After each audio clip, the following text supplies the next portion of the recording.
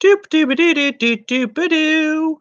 All right, welcome everyone to the legislative update. Every second matters for August 2018. This is a video where I go through everything that's been introduced, signed, passed, voted on, vetoed, blah blah blah, whatever, as far as gun control laws, pro and con, state level, federal level, all that stuff. Um, if you've seen any of my other videos, then you know how this goes. If this is the first one, I recommend you go back and watch all of my previous months. I've been trying to do it consistently on the second day of every month in honor of Every Second Matters, which of course is a grassroots campaign, an awareness campaign for the Second Amendment, and lots of different people making content related to that. And I encourage you to check out everysecondmatters.com as well as gunchannels.com to get connected with pro Second Amendment people, pro gun people, and let's share our resources and our expertise, and make the Second Amendment great for everyone. So anyways, not too much happened in July. I think most states were on break or something for summer, but we do have some stuff, so let's go ahead and dig right in. Hopefully this will be a short video this month.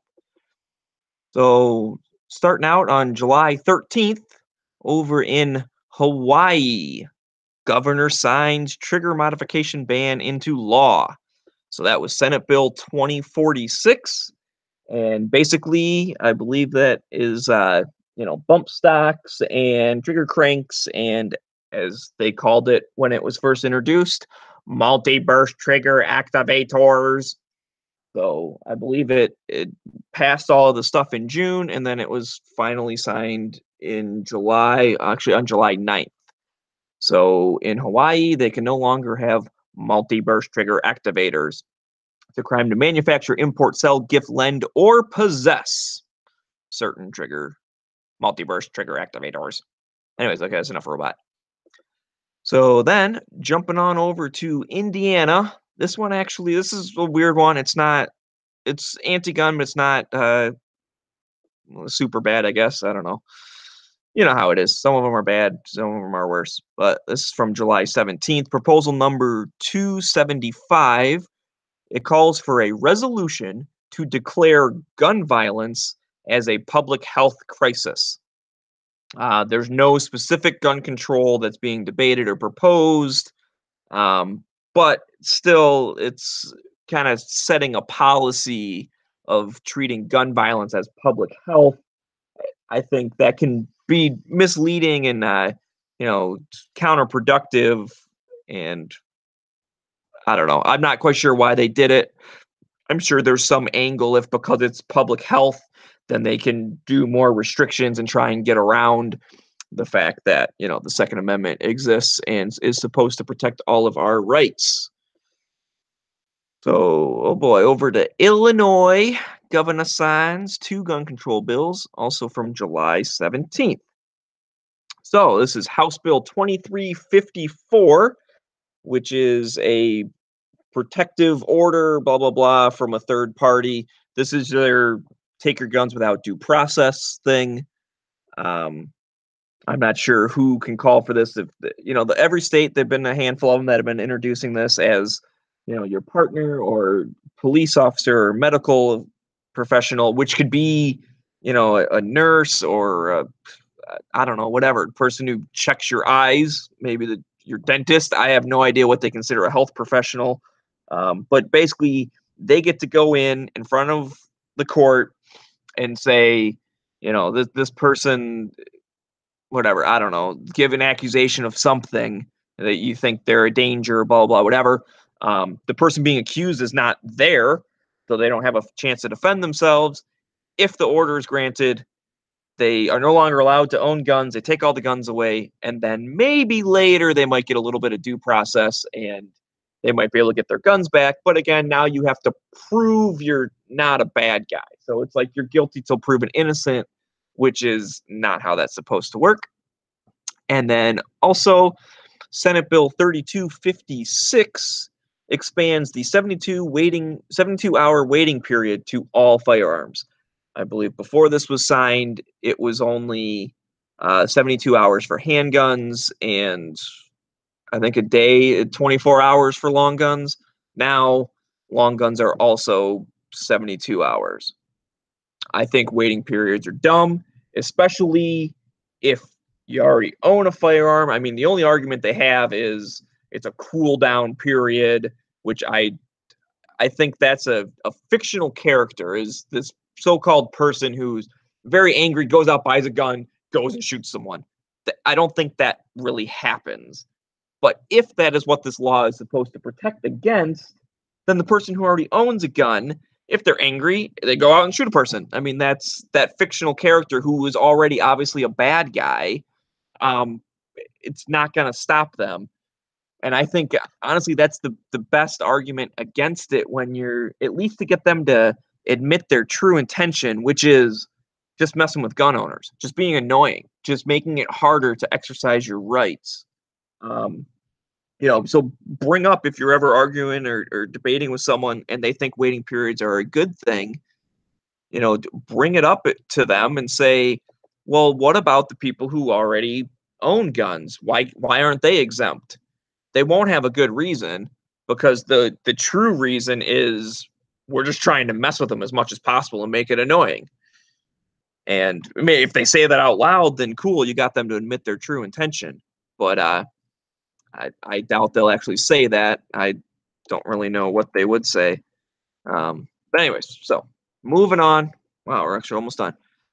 This is over in Washington, but it's actually just the city council, and it passed an ordinance about like safe storage. Let me see if does it have a number?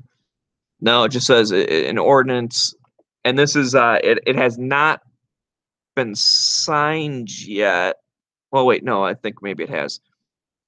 Anyways, yeah, because it's on July 9th they passed the ordinance, and then I have something later coming up that is talking about it. So, anyways, basically, it will make a Seattle resident.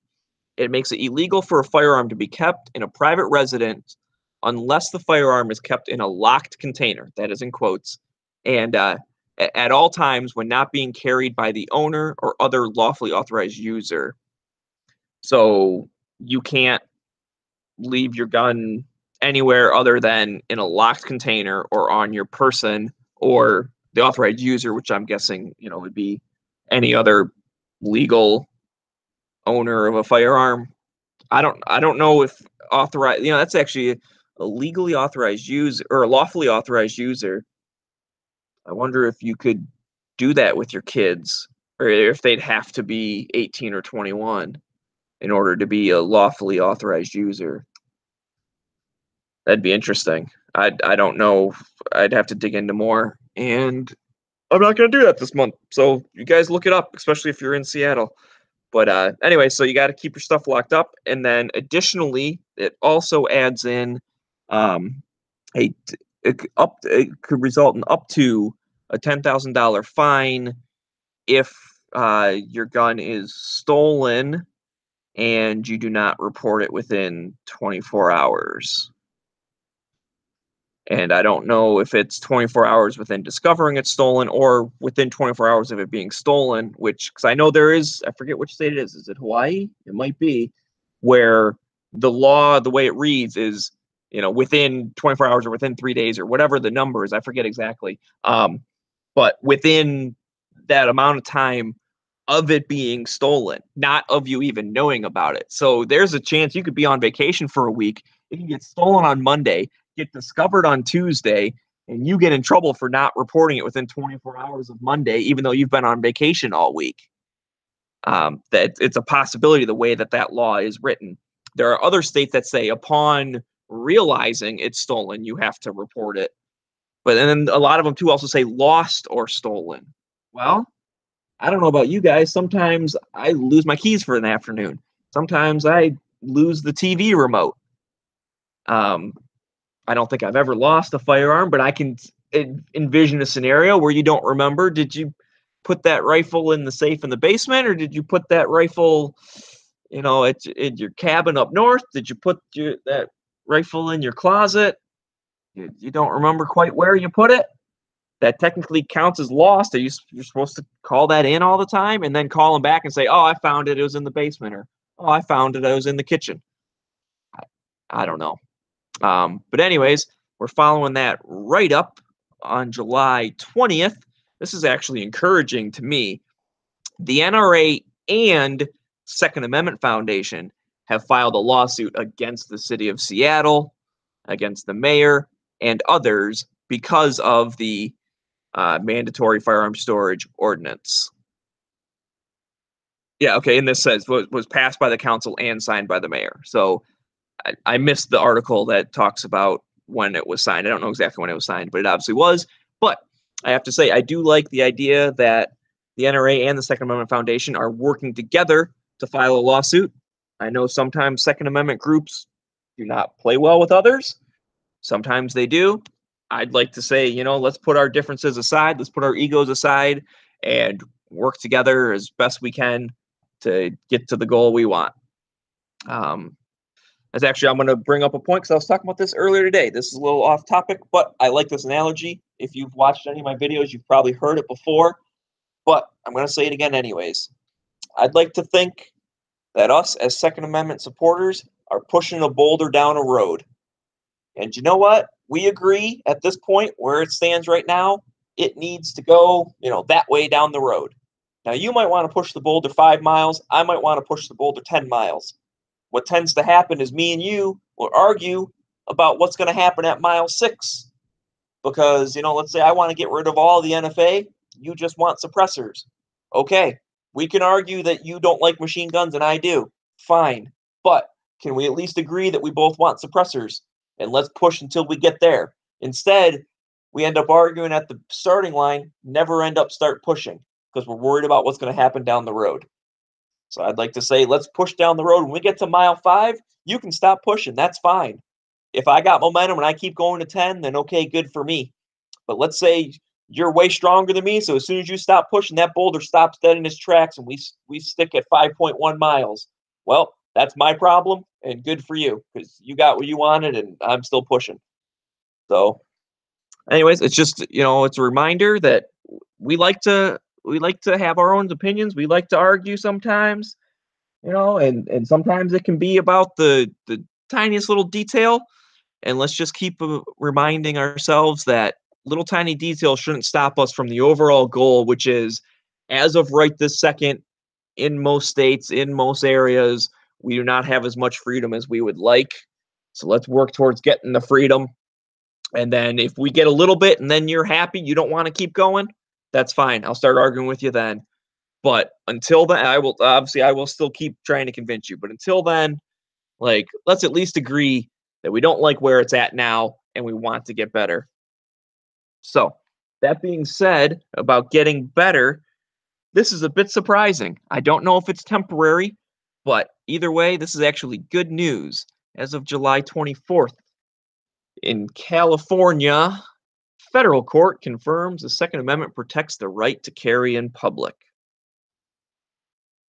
So this is basically a ruling of a 3-judge panel of the Ninth Circuit Court of Appeals, which is, California and the West Coast and Hawaii, and normally pretty anti-gun district or circuit court. But at least they got 3 judges here that have confirmed the Second Amendment protects the right to carry a firearm outside the home for self-defense. And this ruling reverses a decision by Hawaii's district court, which upheld Hawaii's ban on carrying outside the home. Anyway, so I know the next step is probably going to be, because it was just a 3-judge panel, they're going to call in a whole bunch of judges, and I forget what they call that. But when they do that, it's probably going to go the other way, blah, blah, blah, whatever. But can we at least end, since this is the last thing I have for this month, on the fact that the Ninth Circuit voted pro-gun? That's pretty cool. That's a good way to end the month. So, anyways, this is nice and short today. I'll just remind everyone, keep up the good fight. Let's push that boulder down the road. Let's not get in our own way. Let's not step on our own toes. Let's all work together in whichever way you want to. Let's spread the Second Amendment, spread the idea of individual rights and freedoms.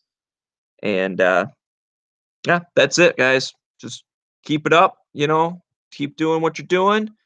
And I'm going to steal from Night Strike here because I feel like it. Shall not be infringed!